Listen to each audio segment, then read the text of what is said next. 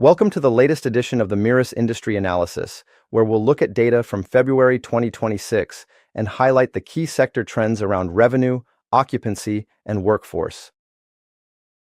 The average daily subsidy has remained virtually unchanged, edging up just 1 cent to $313.18.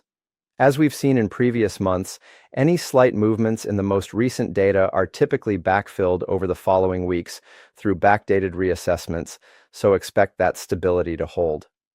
Claiming activity picked up again in February, rising to just over 6.5% of Medicare claims being assessed by AMOs.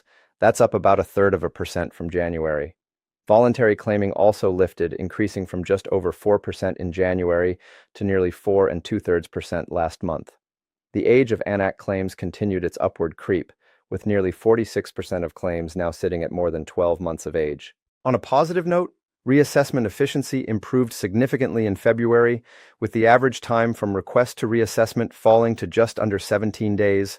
That's an impressive improvement of over 18% from January's 21 days, and the best result we've seen in several months. February delivered a welcome turnaround in occupancy, reversing the 2-month declining trend we saw in December and January. The sector climbed back to just over 92.5%, an increase of 0.41%, which is very much in line with seasonal expectations, as autumn traditionally represents one of the strongest periods for entry into residential aged care. This recovery was driven by a nearly 2.2% lift in new permanent admissions, with just over 4,300 new residents entering care nationally.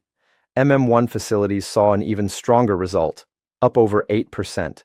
Respite bed days also nudged upward by just over 1%.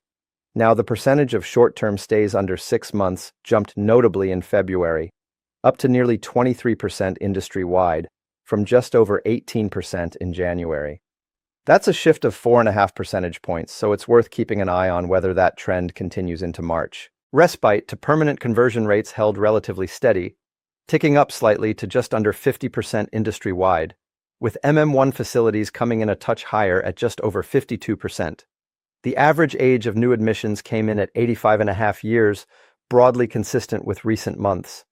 On accommodation pricing, February produced a surprisingly active month for room price movements. 142 services increased their highest room price, and 121 increased their lowest. This actually exceeded January's already elevated activity, which is unexpected for the middle of a quarter. The industry average room price rose 0.4% to just under $596,000. Looking at workforce delivery, care time appears to have stabilized after the significant swings we've seen over recent months. Total direct care minutes were essentially flat in February, dipping just a fraction, 0.04%, to 233 minutes and 40 seconds per resident per day. That's still comfortably above the 215-minute target by over 18 minutes. RN minutes edged upward by 0.23% to just over 47 minutes per resident per day. Allied health also saw a strong increase, up 7%, and diversional therapy and activities officers lifted by nearly 7% as well. February 2026 paints a picture of a sector finding its footing.